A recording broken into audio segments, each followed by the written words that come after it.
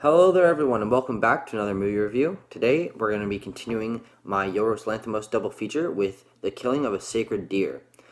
This is a really weird movie. It is the third Yorgos Lanthimos movie I've seen in the last week, and I'm starting to feel the mental effects that come along with watching a lot of his films in a short period of time. But that doesn't mean in any way that it was a bad movie. I'm just going to do a little story summary.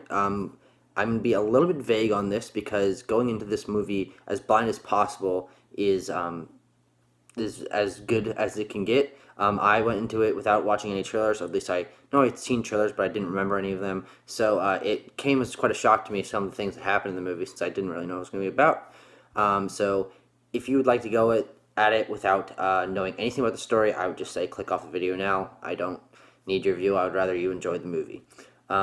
But for those of you who want to hear my opinions and want to know a little bit about the movie, here we go. So the story of The Killing of a Sacred Deer is the story of the Murphy family, especially the father, Stephen Murphy, who is played by Colin Farrell, and he's a cardiologist. They're really well off. They live in a giant house. He works in a really big, pristine hospital, doing his job and doing all his surgeries. And he has sort of this young boy who's kind of his, I don't know what you would call a relationship, but he takes him under his wing and sort of goes out to dinner with him, or takes him out to meals and buys him gifts and things like that, because this kid is having a hard time at home. His dad's passed away, things like that, so he's sort of taking care of him.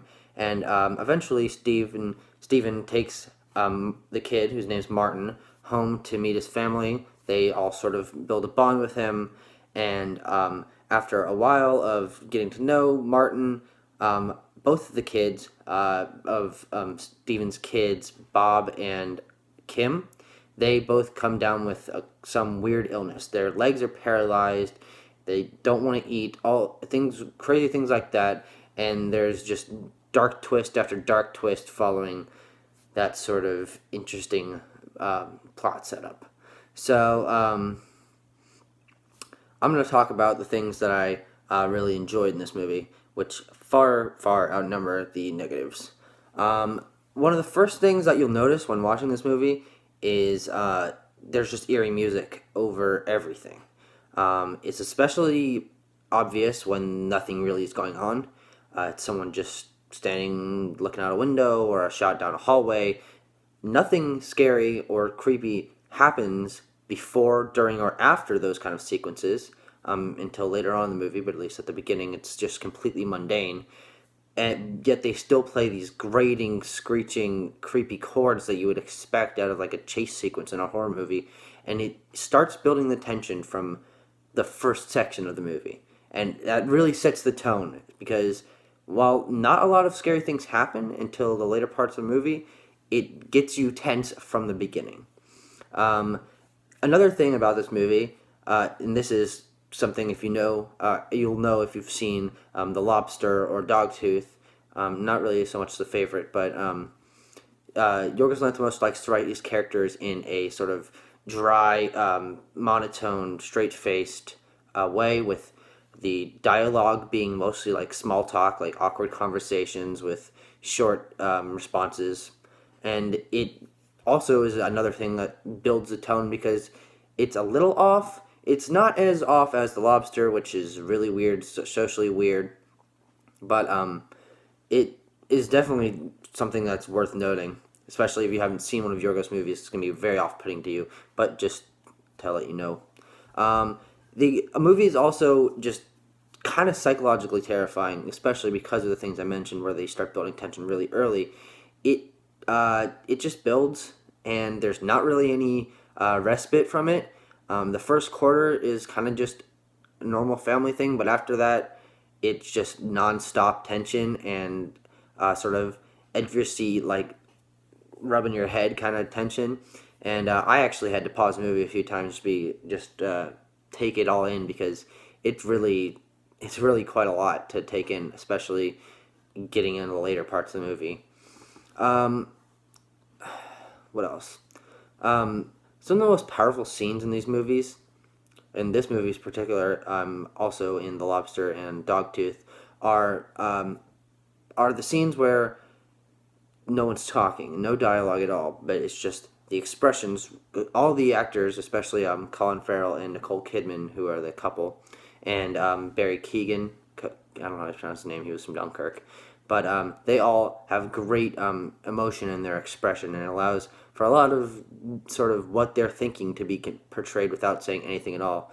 So almost after every strange or powerful moment, there will be they'll pull back and you'll see the characters sitting there, taking it all in, or just like thinking about the moment, and it allows you to think, but also to worry about them or to wonder what they're thinking of or what's going to happen next, and it's a little unsettling.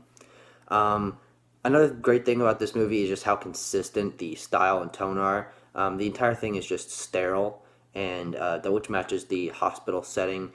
All the sets are mostly like white and shining. The people are wearing lab coats when they're in the hospital, and lots of white costumes, things like that. So it keeps a very nice, consistent tone, and that connects in your brain to the sort of off the off tone that is setting you the tension. And so whenever you start seeing the hallways of the hospitals or the hospital rooms, it just connects in your mind and you feel a little unsettled, which is really impressive. And connecting all those things together is really what makes the movie so engaging, because it never really lets up. And the last really positive thing I want to talk about is just how amazing the performances are. I really like Colin Farrell.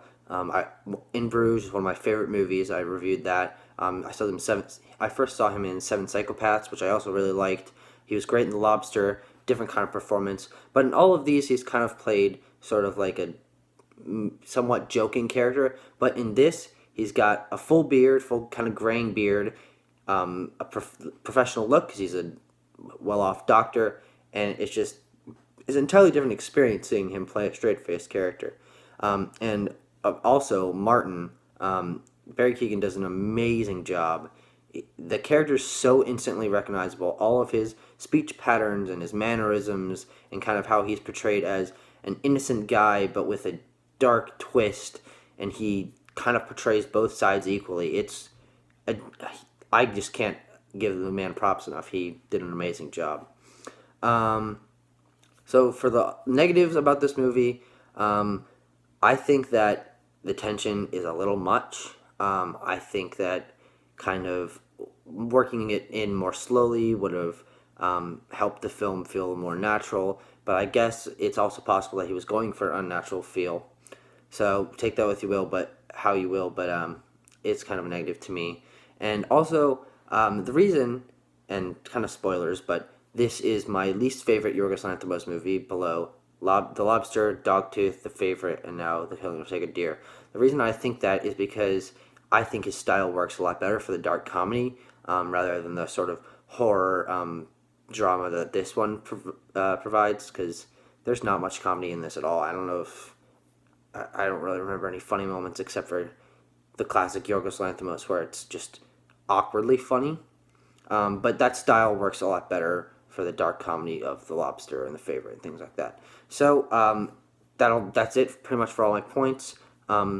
I give this movie 4 out of 5 stars. I really enjoyed it, but it's not for everyone. So if the tension building and awkward tone and sterile setting and all that doesn't work for you, you probably won't enjoy this movie. That's all I can say.